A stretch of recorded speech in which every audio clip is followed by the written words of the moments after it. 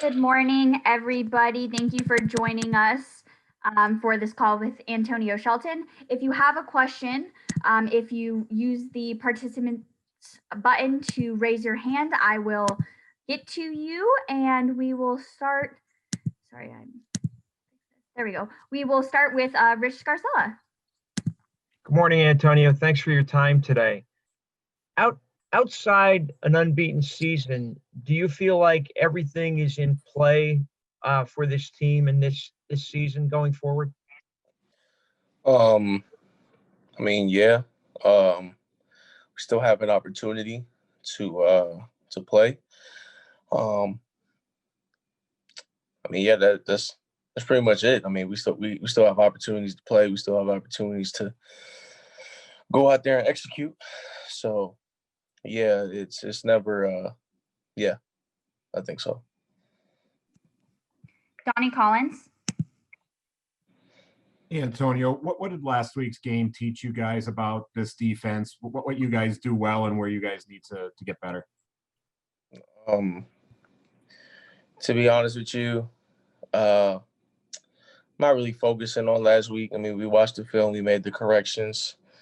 We Coach Pride and our position coaches coached us up on what needs to happen in order for us to be successful. But I mean, as far as last week, not really focusing on last week anymore. We play Ohio State, and today's Monday, so like 5-6 days, and that's the only thing that we're looking forward to.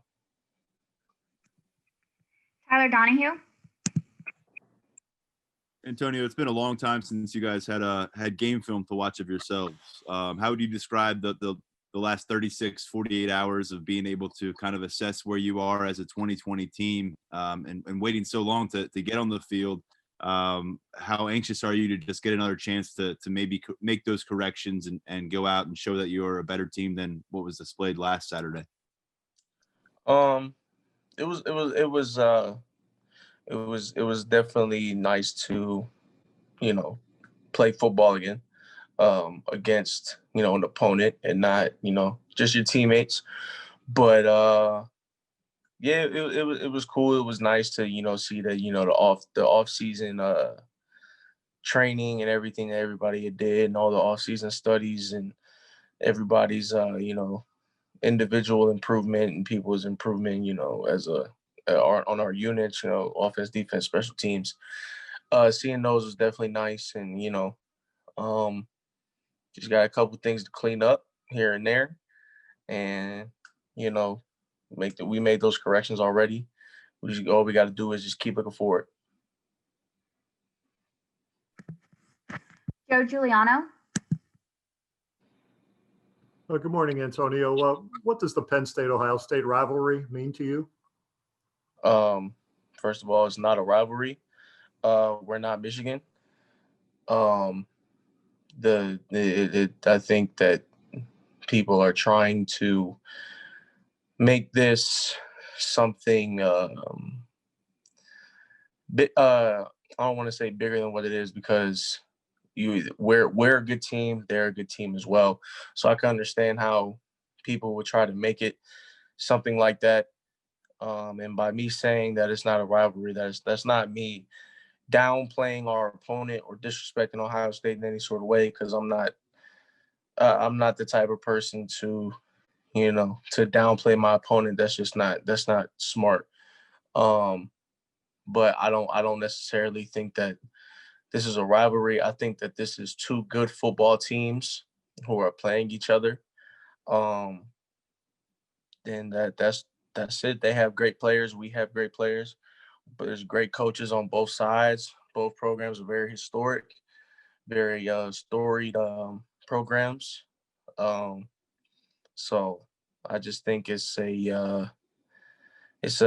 just two great football teams who get to play each other on Saturday. Dan Hope. Hey, Antonio, just wanted to ask you about Ohio State's offense. What are the biggest challenges that you see in watching them? they're very well coached. They have playmakers all over the place. Obviously everybody knows the capabilities that Justin has, the things he can do with the ball as well, what he can do with his legs. Um, they always have very good wide receivers. And just the position that impacts me the most, their offensive line. They're a very experienced group, a very old group. They're very well coached in what they do. They have very good techniques. Um, it's it Yeah, they're a very well put together offense. They don't make too many mistakes, so it should definitely be fun to prepare to play them and to play them on Saturday. Mark Brennan. Antonio, going back to Joe's question, okay, so they say it's not a rivalry, but as a guy from Westerville, what does it mean for you personally to play in this game? Because I'm sure you know a lot about that program when you were growing up. I mean, yeah, I'm from Columbus, and that's fine. But I'm not. What I'm not gonna do is I'm not gonna make this game about me. I'm not the only guy from Columbus on the team or the only guy from Ohio on the team, so I don't ever want to make this about me. I mean, it's fine. It's like, I mean, it's really not that deep to me. I'm just this is where I'm at. This is where I'm at Penn State. This is where God put me. This is where I was supposed to be. So, I mean, is it? I mean, yeah. I mean, it's just. It's not. It doesn't. I don't have any personal vendetta or personal anger towards anybody at that university. My best friend plays on that team, so it's like I don't. It's just yeah. I don't get into personal things like that. The last time I made that mistake, I didn't really like the result of things. So it's a football game. We're gonna treat it like I'm gonna treat it how I treat every other football game. I'm gonna prepare to the best of my ability, play within the framework of the defense that Coach Pry and our defensive staff draw up, and that's it. Benjamin Ferry. Hi, Antonio. Thanks for doing this. You're just one of the few guys, left in the program who was on the team in 2016. So what do you kind of remember from that night against Ohio State? And then what are you most looking forward to about playing in Beaver Stadium again? I mean, I'm gonna be honest with you. I mean, I know everybody likes to talk about that 2016 game because of how big it was for the program, and we've been ranked every week since that game. But to be honest with you, I'm kind of tired of talking about it, or like I'm not like coming at you for bringing it up, but I think I'm not too big on like dwelling on the past, I guess. So I mean, I understand what it did for this program. I was here. I saw the change in, the program, like literally like before my eyes. But I mean, it doesn't, it's just like, okay, yes, that happened. Now what? And just like nobody ever talks about any of the other games that were won in that 2016 season, or in the 2017 season, or the 18 season, or last season. So it's just like I just don't. I'm just not a fan of pinpointing that exact game. But as far as playing Beaver Stadium again, it's definitely going to be a great experience. Beaver Stadium is a very special place to all of us, to me specifically, to everybody that plays here, everybody who's ever came to a game, anybody who's, a Penn State fan around the world, alumni, anything. It's a special place. It's home. So, you feel a little different when you play at home. It's just how anybody feels when they play home. But yeah, it should be it should be fun. I'm looking forward to it. Frank Bodani.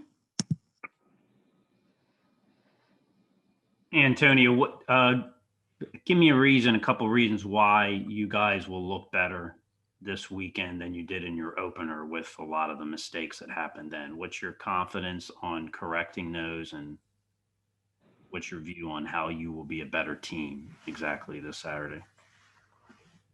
I mean, the corrections have already been made. We know what we have to do.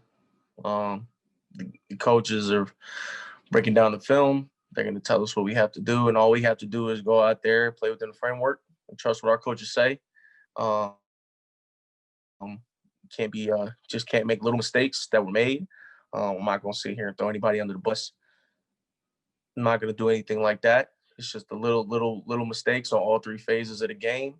We just got to play a complete game, and play the way that we're capable of playing, and up to our standard. And I think everything will work out. Tobias Wilborn.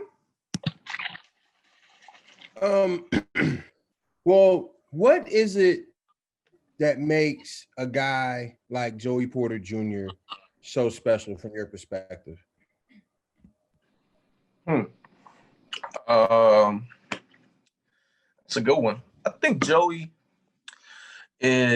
first of all, Joey took advantage of the opportunity that was in front of him. He did. I can't remember if he redshirted last year. I think he did. But to take yourself from no reps or minimum reps to now being a starter in a year is in an off season is very, very, very difficult to do. So I think that's first and foremost. I think Joey, that the fact that he took advantage of that opportunity, it ran with it, really shows his maturation within the program. And I think that's a credit to Coach Smith and the older corners and the older defensive backs, really showing them how to get it done. As we know, Joey comes from a football family. His dad is a extremely well-respected coach and player with the Steelers. So I think it's a combination of Joey. His maturity is growing, as well as his skill set on the field. He's longer. He's got long legs, long arms. He's fast, and he's more comfortable in the defense now. So he's out there making plays. He's not afraid to make a play. He's not afraid to if it's going between the PBU and the interception, he's not afraid of going for the interception and possibly what I'm saying. He's willing to take that risk. So yeah, I think Joey's I think the future is very bright for Joey. John Petishmak. Hey, good morning, Antonio. Appreciate the time. Hey, you talked about putting last week behind you. As one of the leaders on the defense, what's your message this week to some of the younger guys to also make sure that they're focused on both Ohio State and also letting them know that all of the team goals are still in play for this season? I mean, we all already had that discussion. We had that discussion in the locker room as soon as the game was over. We're like, look, we're gonna watch the film. We're gonna correct mistakes, and then that's it. If you sit here and dwell on mistakes that you made, you're never gonna grow from it. So I think we have a great group of young guys who just know, and the best thing I can do is just lead by example, and just have my complete focus on Ohio State right now. Rich Scarcella. Antonio, can you describe the challenges of defending Justin Fields? And secondly, what do you think Jason Owe is capable of? Challenges of defending a quarterback like Justin is the fact that first of all, he's a mobile quarterback. So, that affects how you pass rush. You have to be very disciplined in your rush lanes. You can't give him an opportunity to get out of the pocket or step up because, once Justin gets going, he can make plays happen. He can extend plays. So, when we get close, when you're close to making a play, you have to make it. You got to get him on the ground. You know, he's a great player. He's a great player. It's all compliments to him. You know, but like I said, you gotta be disciplined in your rush lanes. They can, you know, that design quarterback runs for him. Just from watching the film last week, he's not going down on first contact. He's definitely grown as a player. In that regard, I would say, you know, he's staying up through contact. He's strong. You know, so we had to be very disciplined in our fundamentals. And as far as Jason goes, man, Jason is gonna go as he wants to go. The sky is the limit for Jason Oweh, and I've said this for a long time. Like it's very easy. It's very easy and it's very fun playing with two defensive ends on either side of you that can get the job done and are elite level run defenders and pass rushers. So, you know, it's very fun to go out there and play with Jason and Shaka, you know, and PJ and whoever else is out there on the field with us. So I think, you know, the sky's the limit for Jason. Nate Bauer. Hey, sorry to go back to Indiana one more time, but Adisa's sack that he got hit with the face mask penalty, is there anything he could have or should have done differently on that play? I don't know. I don't know. I mean, I'm not even. I mean, it was a great rush. He got there, so you know, I don't really know. Joe Giuliano. Antonio, this was your first game under your new defensive line coach, Coach Scott. I wondered what the differences were as far as the substituting with Coach Scott as opposed to how Coach Spencer used to do it.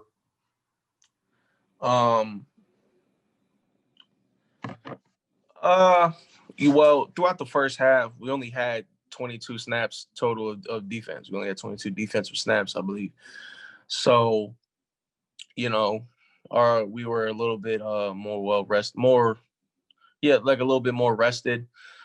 I would say, you know, I don't know. I don't really know. I trust Coach Scott's decision making with whatever he wants to do.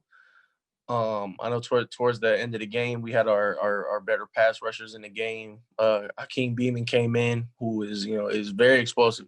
I'm very excited to see Akeem's growth. But you know, I trust Coach Scott's decision making. Compared to how Spence operated, I'm not really entirely sure yet. It was only one experience, so I think throughout the season I'll have a better idea. Parsapaye. Hey, what's up, Antonio? Appreciate you doing this. Just going back to Jason Oweh, I know I saw somewhere that Jason and Shaka had two of the highest pass rush win percentages in the country, last week. How encouraging of a sign is that for you to see your unit go out and do that despite the loss? Well, I mean, it's the standard. It's the standard of what the expectation is. It always starts up front. That's just the base rule of football. It starts with the O-line and the D-line. So,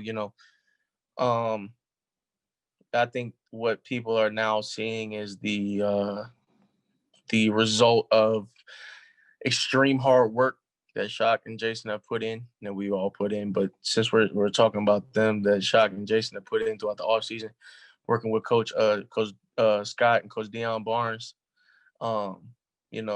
Deion bringing a certain level of expertise, coming from the NFL. Coach Scott coming from the NFL as well. I think it's the little things that are being tweaked on.